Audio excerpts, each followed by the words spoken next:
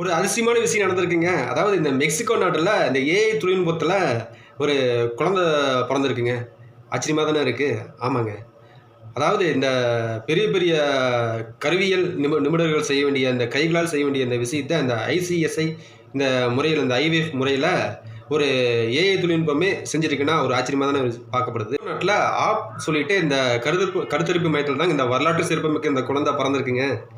Cytoplasmic spam injection இதன் மூலம் இஎஃப்இன் முறையில் மேம்பட்ட வடிவமைப்பில் இந்த ஏஐ தொழில்நுட்பமான ரோபோட்டை தயாரிச்சுக்கிறாங்க. அதுக்கப்புறம் இந்த ஸ்பேம் எந்த அளவுக்கு திடமாக இருக்குது அப்படின்னு சொல்லிட்டு இதை கண்காணித்து சோதனை பண்ண பின்னாடி இந்த முட்டைகளை செலுத்துகிற ஒரு திட்டம் இந்த ஏஏ வந்து தனிப்பட்ட முறையில் செயல்பட்டது ஒரு குறிப்பிட்ட ஒரு விஷயமா பார்க்கப்படுதுங்க. இந்த ஐவிஎஃப் துறையில் மிகச்சிறந்த வல்லுநர்கள் இருக்கும் பொழுது அவங்க இல்லாமல் ஒரு ஏஐ தொழில்நுட்பம் இந்த விஷயத்தை செஞ்சது மிகப்பெரிய ஒரு சாதனையாக பார்க்கப்படுதுங்க.